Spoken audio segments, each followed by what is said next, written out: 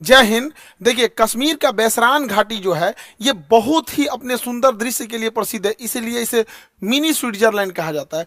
जिस कारण इस जिले में बहुत ज़्यादा, इस घाटी में बहुत ज़्यादा भारत के अन्य राज्यों से सैलानी पर्यटक घूमने जाते हैं।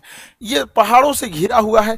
इन पहाड़ों के बीच में घाटियां हैं जो दूर में यहाँ पे पूरी तरह से बर्फ से ढकी पहाड़ियां हैं। ठंड का दिन आता है तो इस पे बर्फ की एक चादर पड़ जाती है जो बहुत ही मनोहर दृश्य दिखता है, और इसके सामने ऊंची ऊंची चोटियां हैं। गर्मी के दिन में जैसे अभी के वर्तमान समय में पूरा हरियाली छा जाता है, और ठंड के दिन में इसमें बर्फ जम जाता है। ऐसे ही बहुत सारे सैलानी यहाँ घूमने गए थे। हालांकि ये जगह बहुत ही प्रसिद्ध है। पहलगांव जो जगह है, पहलगांव में ये घाटी है। पहलगांव जो जगह है वहां से ये घाटी लगभग आधे से 1 घंटे के डिस्टेंस पे है। पहाड़ों पर आधा ज़्यादा दूरी नहीं होती है, लेकिन घुमावदार रास्ता का होने की वजह से दूरियां बढ़ जाती हैं। तो यहीं पर जब अमरनाथ की यात्रा शुरू होती है, अभी 2 जुलाई से अमरनाथ की यात्रा शुरू होने वाली है, तो इस पहलगांव को एक बेस कैंप के रूप में यूज किया जाता है। जो श्रद्धालु हैं वो श्रद्धालु वहीं है जो बेस कैंप के रूप में रुकते हैं, ताकि बाबा अमरनाथ की दर्शन कर सके। यहीं पर बहुत सारे इस बार पर्यटक रुके हुए थे। सब पहलगांव से थोड़ी दूरी पर है। पहलगांव से ये आपका बैसरान घाटी ये बहुत ही प्रसिद्ध है, लेकिन इसी पे कुछ आतंकवादी आए और उनको मार दिए सब, और इतने निर्मम तरीके से हत्या किए सब। इन आतंकवादियों ने, पाकिस्तान के जन्माए इन आतंकवादियों ने भारत पर हमला किया, क्योंकि इनके बाप की औकात नहीं है कि भारतीय सेना के पास आके लड़ सके। तुम्हारे अब्बा जो थे ना, 93,000 फौज हारे थे, साले तुम्हारे बाप भी उसमें शामिल होंगे 1971। पूछना अपने बाप से जाके। यहाँ पे इन लोगों ने निहत्थे लोगों पे मारा। ये दिखाता है कि कितने कायर पैदा होते हैं सब। हमारे यहाँ तो कहा जाता है माँ का दूध पियो तो सामने से आके लड़ो। तुम्हारे ही कहते हैं यहाँ पे एक निहत्था, कोई किसी की शादी हुई है, कुछ दिन पहले हुई है, वहां पर जाके मार दिया। एक जिम्मेदारी लिया है रेसिस्टेंस फ्रंट। बताइए इनके बच्चे का क्या गुनाह था? बताइए, इनका बच्चा अच्छा मार्क्स लाया तो घूमने के लिए यहाँ आ गए। किसी की शादी 1 हफ्ते हुई है, किसी के हस्बैंड को मार दिया गया, वो कह रही है कि मेरे हमको भी मार दो यहाँ, लेकिन कह रहे नहीं तुम अपनी सरकार को जाके बताओगे। अरे सरकार को तो पता चल गया है, लेकिन हम लोग को जो है ना अभी इलाज होगा इसका अच्छा से यहाँ पे।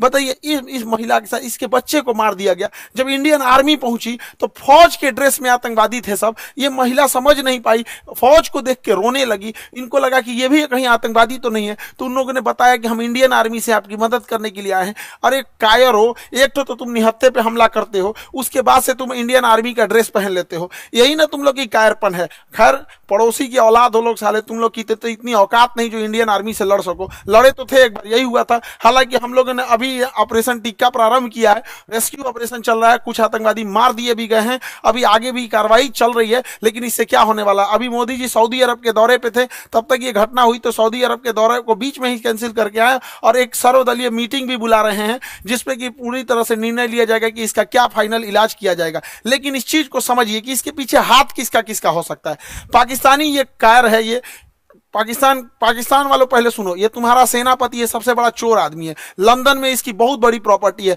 अमेरिका में अपने बच्चों के लिए फार्म हाउस खरीद के रखा, पता करा लेना तुम लोग। यहाँ पर 1 से 1 करोड़पति। ये आईएसआई में था। पाकिस्तानी आतंकवादी संगठन, जो सरकारी आतंकवादी संगठन है उसका नाम आईएसआई है, वहां पे उसका ये हेड रहा है। तो ये सेना में बहुत घपला किया है और सेना का मनोबल डाउन हो गया है इसके वजह से। तो ये सोच रहा है एक तो एस्केलेट हो जाए, एक लड़ाई एस्केलेट हो जाए। इसलिए इसने रावलपिंडी में एक भाषण दिया था कि हम बताएंगे कि क्यों पाकिस्तान अलग हुआ था। अरे पाकिस्तान इसलिए अलग हुआ था कि एक साफ सुथरा इंसान सुअर के साथ नहीं रह सकता है। तुम्हारा जो सरगना था जिन्ना, उसने अलग कर दिया भारत से, सुअरों को अलग करके वहां अलग कर दिया। तो ये पूरी के पूरे वहां पे, और जो पाकिस्तान यहां से गए थे लोग ना, ये सोच के कि पाकिस्तान एक बहुत खूबसूरत देश बनेगा। देख लो तुम्हारे देश में क्या हाल हो चुका है। यहाँ पर दुनिया थूकती है साला। अगर एयरपोर्ट पे पता चल जाए कि पाकिस्तानी है तो बगल का आदमी उठ के चला जाता है। अगर जहाज में पता चल जाए कि मेरे बगल में पाकिस्तानी बैठा है, उसका पूरा रास्ता पर टेंशन में रहेगा कि पूरी तरह से सलामत जा पाएगा कि रास्ते में फटेगा यहाँ पर। तो ये चाहता है कि अपनी सेना में थोड़ा सा मनोबल बढ़ाने के लिए युद्ध हो जाए। दूसरा, पाकिस्तान में इसने क्या किया, इमरान खान को गिरफ्तार करा दिया। इमरान खान पहले क्रिकेटर थे, पूरी दुनिया घूमे थे, पाकिस्तान के अन्य प्रधानमंत्रियों की तुलना में ज्यादा सोच समझ रखने वाला था, तो इसको जेल में भेजवा दिया, मेरे चचवा को। अभी यहाँ पे गृह युद्ध हो गया। तो आसिम मुनीर का यही सोचना है कि अगर भारत से थोड़ी बड़ी भी लड़ाई हो जाती है तो सेना ये अपना बन बजा लेगा कि देखो हम हैं तो पाकिस्तान को बचा के रखे हुए, वैसे भी पाकिस्तान मरे करेगा, बकरी की अम्मा कब तक खैर मनाएगी। या दूसरा एक और चीज है क्या है कि इंडिया चाइना और अमेरिका के बीच में जो ट्रेड वार हुआ है, तो चाइना के ऊपर 245% लगा दिया गया है टेरिफ, जिस वजह से बहुत सारे व्यापारी अब इंडिया की ओर मूव करेंगे। तो चाइना की भी चाल है, वो पाकिस्तान के थ्रू भारत में हमला करा रहा है ताकि बड़े व्यापारी इंडिया में इस मौके को ना देख सके, क्योंकि जो बहुत बड़े व्यापारी होते हैं ना, जो करोड़ों करोड़ में डील करते हैं, 200 करोड़ 400 करोड़, तो वो देखते हैं किस देश में शांति है। इसलिए देखिएगा, सिंगापुर देखिए, दुबई देखिए, कोरिया देखिए, जापान देखिए, यहाँ हमेशा शांति रहता है, तो वैसे ही देखते हैं। तो चाइना को लगता है कि इसका फायदा कहीं इंडिया ना उठा ले, इसलिए जानबूझ के चाइना पाकिस्तान को उकसा रहा है। और देखिए, जब कोई इंसान भिखमंगा हो जाता है, पूरी तरह कंगाल हो जाता है, अपनी इज्जत खत्म हो जाती है, तो दूसरे को डुबाने में लग जाता है। यही काम पाकिस्तान कर रहा है। ये आतंकवादी आए और वहां पर्यटकों के ऊपर गोली चलाने लगे। आतंकवादियों के मंसूबे को समझिए, गोली मारे हैं उनके मंसूबा को समझिए। गोली मारने के बाद महिला को कहती है कि हमें भी मार दो, तो कहता है कि नहीं, तुम्हें नहीं मारेंगे, तुम जाके अपनी सरकार को बताना। मतलब इन्हें पता है कि ये सरकार को बात बताया जाएगा। दूसरी बात, जाति धर्म पूछा गया, हिंदू हो कि नहीं, कलमा पढ़ो। और उसके बाद कोई लोग कह रहे हैं कि आतंकवादी का धर्म नहीं होता है। कलमा कौन धर्म का आदमी पढ़ाता है जी? हाँ, इतनों में आंख नहीं खुल रहा है। यहाँ पे एकदम शर्म लिहाज घोल के पी गए हैं, किसी के सामने निहत्थे को मार दिए हैं। इससे कश्मीर में जो सबसे बड़ी समस्या आएगी, हम लोगों को जब धारा 370 हटा था तो 5 साल लग गए ये चीजों को नॉर्मल पटरी पे लाते हुए, उसको 5 मिनट में सब रौंद के चला गया। सब कौन पर्यटक वहां जाएगा? पर्यटक जिनके पास ज्यादा पैसे होते हैं वही लोग। गरीब आदमी का मतलब पर्यटन मतलब कौन सी होता है? ननिहाल चल जाता है, पर्यटन मतलब हो गया नानी के घर घूम लिया, हो गया पर्यटन हो गया है। लेकिन ये लोग जो जा रहे थे भारत के अन्य हिस्सों से, अभी उन पे क्या बीतेगी? पूरा मनोबल तोड़ के रख दिया। ये सब अपने मंसूबे में कामयाब हो रहे हैं। इससे क्या होगा बताइए? पहलगांव में ना कोई फैक्ट्री है, ना कोई इंडस्ट्रीज है, कुछ है ही नहीं है, पर्यटन से ही इनकम होता है। तो इन लोग की इनकम डूबेगी, जब इनकम डूबेगी गरीबी आएगी, अनएम्प्लॉयमेंट बढ़ेगा। और यही पाकिस्तान चाहता है कि कश्मीर में भयानक गरीबी आए, क्योंकि जब गरीबी आ जाती है, इंसान के पास एकदम गरीबी आ जाएगी, तो फिर इंसान देखता है कि हमारा पेट कैसे भरेगा। अब यही पाकिस्तानी उन्हें हथियार थमाते हैं सब। तो एक और वो दिखाते हैं सब, देखो कश्मीरी तुम्हारे साथ है। आज कश्मीर वाले देखो तुम्हारे साथ कौन खड़ा है। अपने आप से पूछ के देखो ना कश्मीर वालों, कि अगर पाकिस्तान हमारे कश्मीर के पीछे नहीं पड़ा रहता, तो आज जिस तरह गोवा डेवलप है, आज जिस तरह सिंगापुर डेवलप है, ठीक उसी तरह से जम्मू कश्मीर भी डेवलप रहता। तो जम्मू कश्मीर के लोगों तुम्हारे लिए सबसे ज्यादा खतरनाक है तो ये पाकिस्तानी है। और बिना लोकल के सपोर्ट के, बिना लोकल के चढ़ावे पे इतना बड़ा तो कोई हमला नहीं कर सकता है। तो खुफिया एजेंसी को भी इन लोकलों को भी खोजना पड़ेगा, वहां पे कौन कौन साथ दिया, क्योंकि वहीं कोई ना कोई होगा जो इतने बड़े घटना को, साजिश को, उन आतंकवादियों को ये रास्ता दिखाया होगा। वहां के लोकल लोगों की तो नौकरी चली गई, सब कुछ गया। अरे तुम्हारी नौकरी गई, इधर लोगों की जान चल गई। नौकरी बड़ा होता है कि जान बड़ा होता है जी? किसी भी इंसान का, परिवार का कोई सदस्य चला गया, लेकिन ओवरऑल एक देश की क्षति हो रही है। पूरी दुनिया इस पे क्या करेगी? दुनिया को क्या करना है वो तो देखेगी कि भारत एक अनस्टेबल है। कश्मीर के मुद्दा को दोबारा वो पाकिस्तान ऊपर की ओर बढ़ा रहा है। अभी भारत सरकार को इस पे सख्त एक्शन लेना चाहिए। पाकिस्तानी जो भारत में इलाज कराने आ रहे हैं, सबका वीजा रद्द कर देना चाहिए। भारत सरकार ने सार्क का वीजा रद्द किया है, जो बिजनेस के लिए आते हैं। कोई भी पाकिस्तानी को, चाहे हार्ट ट्रांसप्लांट हो, चाहे किडनी ट्रांसप्लांट हो, इंडिया में आने ही नहीं देना चाहिए, क्योंकि इंडिया में इलाज बहुत सस्ता होता है। आते हैं चेन्नई, आते हैं मुंबई, दिल्ली, इलाज करा के चले जाते हैं। बाहर में जाओ, सोच रहे तो नहीं, मरो वहीं पे जहां जाना है तुमको। एकदम कोई वीजा उजा, कोई इंसानियत मरौवत नहीं करना चाहिए। यहाँ पे एयर स्पेस तो हम लोग का बंद ही है, पाकिस्तान का एयर स्पेस की वजह से पाकिस्तान को बहुत घाटा लग रहा है। लेकिन भिखमंगों को क्या चाहिए? जीने के लिए तो कैसे भी जी लेंगे। सिंधु जल समझौता 1960 के तहत हम लोग सिंधु नदी तंत्र के 80% जल छोड़ देते थे। भारत ने अभी इस समझौते को सस्पेंड किया है। सस्पेंड करने से फायदा यह है कि हम लोग कभी जब मन तब सस्पेंड कर देंगे, जब भी इस तरह की घटना होगी। लेकिन सिंधु जल समझौते को सस्पेंड कर देना कोई इलाज नहीं है, क्योंकि इसके पानी को हम डाइवर्ट करके लेके कहां जाएंगे? इसके लिए हमें नया बांध बनाने की जरूरत है। तो बहुत सारे बांध, जब तक ये समझौता सस्पेंड है, बांध बना देना चाहिए और पाकिस्तान के पूरे पानी को रोक लेना चाहिए। और गर्मी के दिन में पूरा पानी रोक ले, और जब बरसात का समय आएगा तो पाकिस्तान तब तक तो गर्मी में पूरा जल चुका रहेगा। बरसात के समय आएगा जब पूरा लबालब होगा तो बांध खोल दे, एगो सुखा के मारो, फिर दहवा के मार दो। यहाँ पे दोनों करना पड़ेगा। इंसानियत को लांग दिया है पाकिस्तान ने। देखिए, राक्षसों के साथ राक्षस जैसा ही व्यवहार करना पड़ेगा। और दूसरी भैया, हमारे खुफिया एजेंसी वाले लोग, चाहे आईबी हो, रॉ हो, सीबीआई हो, एनआईए हो, कुछ तो करो भाई। हमेशा पुलवामा हुआ तुम लोग को क्या कैसे बोले यार, कैसे? अभी देख रहे थे बलूचिस्तान में हुआ था, एक नॉर्मल आदमी समझ रहा था उसका रिटिलेशन होगा।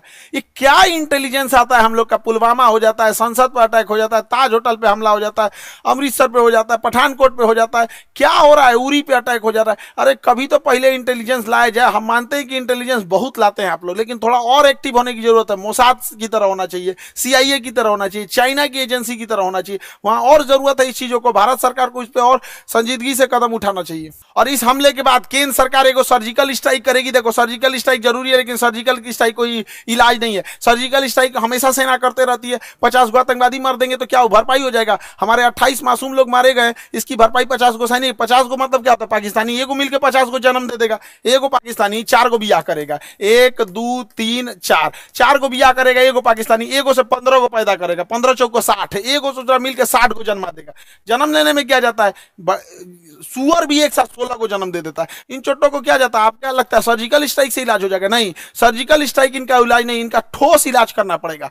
24 करोड़ लोग हैं पाकिस्तान में। जब 24 करोड़ को समझ में आएगा ना, तब ये होगा। इन सब भूखे प्यासे मार देना चाहिए, नेवल ब्लॉकेज करना चाहिए। पूरे भारत के लोगों से कहते हैं अपनी सरकार पे इस बात दबाव बनाया जाए। ये पाकिस्तान है, इसकी जो नौसेना यहाँ पर, इसकी जो नेवी है यहाँ पर, ये वाला समुद्र में, यहाँ नौसेना लगा के ब्लॉक कर दिया जाए। अगर हम नेवल ब्लॉकेज कर देते हैं तो इसकी पूरी सप्लाई लाइन कट जाएगी। पाकिस्तान कहीं से सप्लाई नहीं दे पाएगा नेवल ब्लॉकेज होने की वजह से। और पाकिस्तान के बाद जो पेट्रोलियम भंडार है बस 9 दिन का है। 9 दिन के बाद इसके पास पेट्रोलियम खत्म हो जाएगा। तो नेवल ब्लॉकेज लगने के कारण इसका पूरा पेट्रोलियम खत्म हो जाएगा और हम लोग कहीं ना कहीं ये लंबे समय तक ऊपर से यहाँ पे सिंधु जल समझौता सस्पेंड करके और नीचे से नेवल ब्लॉकेज कर दे। और दूसरा क्या है कि आतंकवादियों को कहते हैं कि तुम लोग धर्म का नाम लेके यहाँ पे जो आतंकवादी घटना करते हो, यहाँ के रहने वाले लोगों को क्या होगा? और मुस्लिम समाज से कहते हैं कि एक अभी जो जुमा का दिन आ रहा है, फ्राइडे के दिन, वहां से भी यहाँ पे सारे लोगों को एक होने की जरूरत है। वरना हम लोग को या जो भी एक साधारण व्यक्ति है, इन चोट्टो पाकिस्तानियों की गुनाह का सजा सबको मिलने वाला है। लोग क्या किस नजर से देखेंगे हम लोगों को? क्या तरीका है यहाँ पर? तो हम लोगों को भी खड़े होने की जरूरत है। जब इजराइल में हुआ था, इजराइल में गाजा में जो हुआ था, छोटे बच्चे को मारा गया था, वो भी गलत था। यहाँ जो हुआ ये भी गलत है। उसके लिए खड़े हुए थे तो इसके लिए भी खड़े होना पड़ेगा यहाँ, तब देश होगा। वरना कितना बुरा कलंक पोत के चला गया है पाकिस्तान के। 2 लौंडे आए, सब यहाँ गोली चला के चले गए। बनी बनाई इज्जत मिट्टी में मिल जाती है। एक अब्दुल कलाम होता है, एक वीर अब्दुल हमीद होता है, और यहाँ डेली 2-4 को निकल के इस तरह कश्मीर में घटना करेंगे। सब किस नजर से देखा जाएगा? हम लोग का रेपुटेशन कहाँ जाएगा? इसलिए एक सामूहिक जिम्मेदारी बनती है कि इसे कंडेम किया जाए, इसकी घोर निंदा किया जाए यहाँ चीजों को सामूहिक तौर पर। और पूरे भारत के लोगों से कहते हैं, चाहे हम तो अपने शिक्षा जगत में है, तो हम तो अपने शिक्षा जगत से हर एक टीचर से भी उम्मीद करते हैं, उनसे भी आह्वान करते हैं कि अपनी सरकार पर इस बात का दबाव बनाया जाए कि यहां से नेवल ब्लॉकेज होगा यहां से, ताकि यहां से कोई भी पाकिस्तानी शिप अंदर नहीं जा सकता है, ताकि 9 दिन के अंदर इसका पेट्रोलियम खत्म हो जाए। और ऊपर से सिंधु जल समझौता सस्पेंड कर देना चाहिए, ताकि कोई पानी ना जा पाए और गेहूं की, धान की फसलें ना बोल पाए। और बरसात के समय इसे छोड़ दो, इधर दहवा के मार दो, इधर बंद करके मार दो, तब तक जब तक इनको समझ में नहीं आए। वरना ये जो है सब ना पागल हो गए हैं सब, इनका कोई इलाज नहीं है। मानवता की हद लांग दी है सब। किसी का धर्म पूछ के मारा जाता है किसी को। इंसानियत नाम की चीज है कि नहीं? जिंदा है सब इंसानियत। कोई क्या सोचेगा यहाँ पे जी? पूरे कौम को बदनाम करके रखा है सभी पाकिस्तानी। अगर पाकिस्तान को मिटा दिया जाए तो आधा दुनिया शांति से सोएगा। कम से कम एशिया में तो शांति जरूर आ जाएगी। हम सरकार से भी आग्रह करते हैं कि सर्जिकल स्ट्राइक जैसे झुनझुना से पाकिस्तान सुधरने वाला नहीं है, इसको बेंत मारना पड़ेगा। नेवल ब्लॉकेज कीजिए। याद कीजिए 1999 कारगिल के टाइम पे जब नौसेना ने ब्लॉक कर दिया था, तब पाकिस्तान पीछे हटा था, क्योंकि उसकी पूरी राशन सप्लाई और विदेशी व्यापार बंद हो गया था। अर्थव्यवस्था तोड़ना पड़ेगा पूरी तरह से पाकिस्तान का। हम सारे अपने शिक्षक समाज से भी कहते हैं और सारे विद्यार्थियों से भी कहते हैं और देश से भी लोगों से कहते हैं कि इस पे चाहे ट्विटर हो चाहे जैसे भी हो, हैशटैग हम लोग को ले आना पड़ेगा, hashtag naval blockage for Pakistan. ये कुछ ना कुछ करना पड़ेगा ताकि सरकार सर्जिकल स्ट्राइक से नहीं, क्योंकि सर्जिकल स्ट्राइक से सुनने वाला नहीं है। एक बढ़िया से लड़ाई चाहिए होता है, तब उसको अगर वो चाहिए तो उसको दे दिया जाएगा। इसमें हम लोग पीछे नहीं पड़ेंगे। हम तो कहते हैं पहले नेवल ब्लॉकेज करके 1 महीना छोड़ दो, जितना राशन पानी है सब खत्म हो जाए, 1 महीना में फ्यूल वगैरह सब खत्म हो जाए, तब उसके बाद अगला हमला करना चाहिए। इसके जितना बिजली घर है और पुल है रेलवे का तोड़ दो, उसके बाद आधा पंगु हो जाएगा पाकिस्तान यहाँ पे। तो ये छोटे मोटे लड़ाई से नहीं सुलझने वाला है। हम लोग को एक कड़ा एक्शन लेना पड़ेगा वरना आए दिन इस तरह की घटनाएं होती रहेंगी। कश्मीर को तबाह करके रख दिया। हमारा पूरा एक पर्यटन का व्यापार था। स्विट्जरलैंड कोई क्यों जाता जब कश्मीर इतना बेहतरीन था। स्वयं कश्मीर के लोग सोच के देखो, तुम्हारा सच्चा दुश्मन कौन है? कश्मीरियों को बदनाम करने वाला कौन है? यही पाकिस्तानी। तुमसे तुम्हारा रोजगार छीनने वाला कौन है? यही पाकिस्तानी। अरे घर बैठे पर्यटक जहां होते हैं वहां पे लोगों की इनकम होती है। गोवा में जाके देखो, वहां के लोगों को घर बैठे इनकम हो जाती है। कोई स्कूटी रेंट पे लगाया, कोई होटल रेंट। ऐसे आतंकवादी घटना होगी तो क्या होगा? कश्मीर के लोगों से भी कहते हैं कि सामूहिक रूप से बाहर निकलिए और ये वहां पे विरोध दिखाइए, ताकि वो विरोध इस्लामाबाद, लाहौर, कराची तक दिखना चाहिए कि कश्मीरी भी इसके विरोध कर रहे हैं। अन्यथा इसका भुक्तभोगी सबसे बड़ा कोई होगा तो आप होंगे लोग। यहां पर कोई कौन भुगतेगा? जो लोकल लोग भुगतते हैं वहां पे अगर कोई घटना होती है तो। अब मारने की रही बात, हम लोग तो चुन चुन के मारेंगे लोग, चाहे किसी भी बिल में घुसे रहे लोग। 1971 मत भूलो पाकिस्तान, तुम्हारा एक टुकड़ा करके बांग्लादेश किए थे, अब अगला नंबर बलूचिस्तान का है। और सरकार से भी कहते हैं जिस तरह मुक्ति वाहिनी का खुला समर्थन करके बांग्लादेश बनाया गया था, उसी तरह बलूचिस्तान लिबरेशन आर्मी वाले को, बीएलए वाले भाइयों को, पूरे बलूचिस्तान वाले लोग को कहते हैं पाकिस्तान से अलग हो जाओ, हम तो आपके साथ हैं। जैसे मुक्ति वाहिनी के समय 1971 में साथ दिए थे, उसी तरह एक पाकिस्तान का दोबारा टुकड़ा होगा यहां से और बलूचिस्तान का निर्माण होगा। पाकिस्तान में जैसे इधर का निर्माण हुआ था। वरना अगर हाथ पे हाथ रख के बैठेंगे तो ये इलायचीदाना बराबर बांग्लादेश, जिसको हम लोगों ने जन्म दिलाया था, ये आज हम लोग को आंख दिखा रहा है। ये पाकिस्तान आंख दिखा रहा है। ऐसे हाथ पे हाथ रखने से नहीं होगा, यहाँ पर एक कड़ा एक्शन लेना पड़ेगा। ये आतंकवादी किसी के नहीं हो सकते हैं। इन्हें कोई अगर अपना समझता है तो सबसे बड़ा बेवकूफ है वो है, क्योंकि सांप पालिएगा तो काटेगा ही काटेगा। ऐसा नहीं है कि केवल आपके पड़ोसी को काटेगा। जब ये पहलगांव में ये घटना हो रही थी तो उस समय सैयद आबिद नाम का एक घोड़ा चलाने वाला व्यक्ति, एक कितना ही पैसा कमाता होगा घोड़ा चलाने, इसकी बहन रोक रही थी कि आप मत जाओ, लेकिन ये बेचारा गया वहां पे। और जब आतंकवादियों ने लोगों पे गोलियां चलाने लगी, इतना बहादुर ये अपना घोड़ा छोड़कर आतंकवादियों से हथियार छीन लिया। कहा कि ये हमारे कश्मीर के मेहमान, इन पे गोली मत चलाओ। हथियार छीन लिया। एक सैनिक ना होने के बावजूद इसको इतना हिम्मत था, छीन लिया, लेकिन दूसरे आतंकवादी ने इसे भी गोली मार दिया। आज बेचारे का पूरा परिवार, इस बूढ़ी माँ, इस बूढ़े पिता से क्या पूछेगा? पिता से जब मीडिया ने पूछा आप क्या कहना चाहेंगे, तो कहते कि बेटा चला गया, क्या कहेंगे? बेगुनाह था, बेगुनाह मारा गया। यहाँ पे सरकार से भी कहते हैं कि जितने लोग की इसमें शहीद हुए हैं उन लोगों को भी आर्थिक मदद और कुछ ना कुछ इनके अस्थायी जीवन के लिए कुछ किया जाए, ताकि उन्हें एक श्रद्धांजलि दी जा सके। यहाँ पर मुसीबत की घड़ी में हम सब देशवासी एक दूसरे के साथ हैं। उम्मीद करते हैं हम सब एक साथ मिलकर अपनी सरकार का साथ देंगे। सारी राजनीति खत्म, यहाँ पे सब एक होने चाहिए और इसका मुंह तोड़ जवाब देना चाहिए। और हम किस मुंह से कहें, किस भाव से कहें, जिनके यहाँ से किसी का भाई उजड़ गया, किसी के मांग का सिंदूर उजड़ गया, कोई बहन ने अपना भाई खोया, कोई महिला ने अपने पति को खोया, कोई बेटे ने अपने बाप को खोया। किस मुंह से कहें हम लोग, क्या दें उनको सच्ची श्रद्धांजलि दें? इस श्रद्धांजलि से क्या हम उनके परिवार का दुख लौटा सकते हैं? कभी नहीं लौटा सकते। तो कभी ना कभी तो इसे रोकना पड़ेगा ना। नासूर को छोड़ते जाएंगे तो और बड़ा जख्म होते जाएगा। इसलिए इसका इलाज बहुत जरूरी है। लेकिन जिन भाइयों ने अपनी जान गंवाई है, जिन लोगों के परिवार के अपने बिछड़ के गए हैं, दुख की घड़ी में पूरे देश उनके साथ है, लेकिन उनको सच्ची श्रद्धांजलि तभी मिलेगी जब इनका जवाब उनको मिलेगा। जब उन लोगों को जब उनके घर में भी ऐसे उजड़ेंगे, उनके घर से भी ऐसे आंसू बहेगी ना, तो उन्हें समझ में आएगा कि एक मासूमों पे, निहत्ते लोगों पे गोली चलाना कितना खराब होता है। अरे इतना कमजोर तो दुनिया का कोई नहीं होगा। यहाँ पे छोटे बच्चे भी लड़ाई लड़ते हैं तो कभी किसी निहत्ते पे नहीं मारते। कितना नीच गिर सकते हो पाकिस्तान, कभी सोचा नहीं था इस पर। आई होप कि सरकार इस पर कोई कड़ा एक्शन लेगी। जैसा होगा फिर आगे हम लोग देखेंगे। जय हिंद।